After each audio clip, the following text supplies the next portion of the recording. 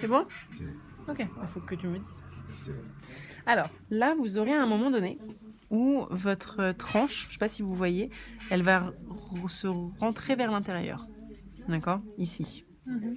Donc, dans ces cas-là, quand vous allez percer, vous n'allez plus percer vraiment à 90, vous allez percer à 90 par rapport à la tranche, mais pas par rapport à votre corps. Et ensuite, vous allez soulever le tout pour être bien en face sur votre corps.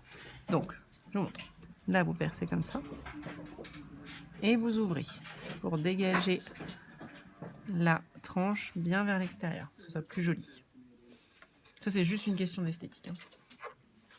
Mais ça fait quand même tout. Ça. Okay. Donc on ouvre et on se replace à 90 sur le corps. Exactement. En fait, c'est juste pour avoir une tranche parfaite. C'est ça. 90 partout. C'est ça. Ok. Tac. Et donc, vous voyez comment je suis proche de la... Je suis vraiment dessus, là. Ouais. Je vais jusqu'au bout. Donc, c'est pour ça qu'il faut bien protéger vos haleines pour pouvoir percer votre cuir sans le défoncer. Parce que si vous le faites pas, vous risquez de défoncer votre poignet, en fait. Là, je vais bien vers l'extérieur à chaque fois. Et j'ouvre.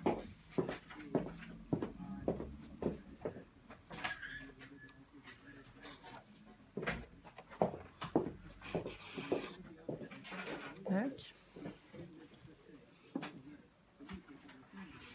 Donc, en aucun cas, vous ne percez dans la tranche. Ok. Faites bien attention. Tac.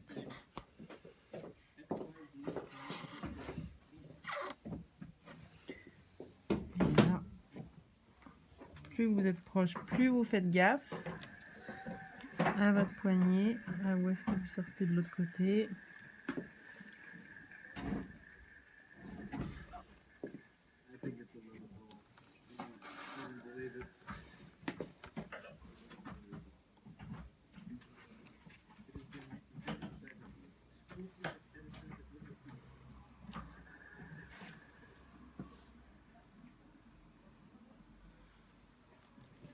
Voilà. Et c'est là que ça se passe. Avant c'était facile. Ça, c'était facile. Donc là, je vais prendre, si tu permets, une haleine ronde qui est affûtée, juste là. Merci. Elle est peut-être un peu grosse, en fait. Fais voir en dessous.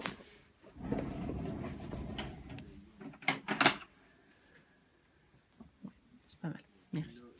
Alors, là, vous en êtes arrivé à un point avant de finir votre couture. Ici.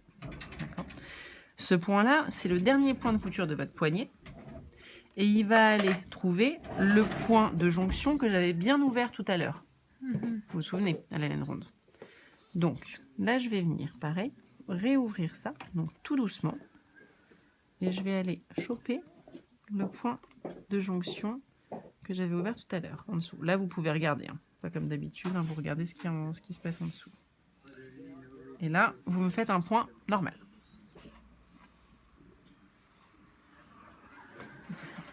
Jusque-là, tout va bien. C'est juste qu'on a changé d'haleine. Quand je suis comme ça, je lâche mon fil de gauche. Ok, pendant un sacré bout de temps. Et je ne vais travailler qu'avec mon fil de droite. Donc, le but, je vous le dis maintenant, ça va être de doubler les deux points qui sont là, les deux points qui sont de l'autre côté, et de remonter d'un point sur la poignée. Donc, tout ça, ça va vous sembler un peu un micmac, mais en réalité, c'est pas très très compliqué. C'est juste, vous passez dans le bon sens. Une fois que je suis là, avec le fil de droite, je vais venir redescendre d'un point avec mon haleine ronde. Donc là, vous regardez où est-ce que vous tombez, parce que je vous rappelle quand même que vous avez percé pas vraiment en face à cause de votre fameuse tranche. Donc vous faites en sorte, si vous réussissez à le trouver, de retomber au bon endroit. Voilà. De l'autre côté. Tac. Et là, vous serrez. À chaque fois, vous serrez. Okay. Clémence, tu feras gaffe parce que tu as un cuir plus mou que Didier et Carole. Du coup, faut que tu serres, mais il ne faut pas que tu serres comme une malade non plus, sinon ça va plisser en haut. Ah ouais. Bon, bah heureusement qu'on a de l'indéchirable. Quand je suis comme ça, donc j'ai toujours le même fil que je tiens dans la main, l'autre je l'ai toujours abandonné. Je vais revenir dans ce trou-là, ok, mais je vais pas sortir ici, je vais sortir là. Donc, là je viens ouvrir mon fameux point de jonction de l'autre côté, et je vais venir réouvrir le trou ici. Et je passe là. Ensuite, je tends. Quand je suis là, je vais redescendre d'un point dans ma poignée, enfin dans mon enchappe, pardon, avec mon haleine losangique du coup. Alors là, Carole, celui-là, on va faire le choix de ne pas le faire. Ok, il est un petit peu proche. Ouais. On va descendre direct à celui-ci. Donc comme tout à l'heure, avec mon haleine losangique, je vais venir percer. T'es un petit peu loin au niveau du griffage là. Je vais venir percer en perpendiculaire et je viens ouvrir mon enchappe.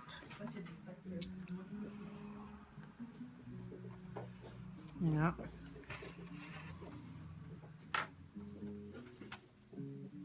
Je tends. Et là, je vais venir de nouveau dans mon point de jonction en remontant du même côté.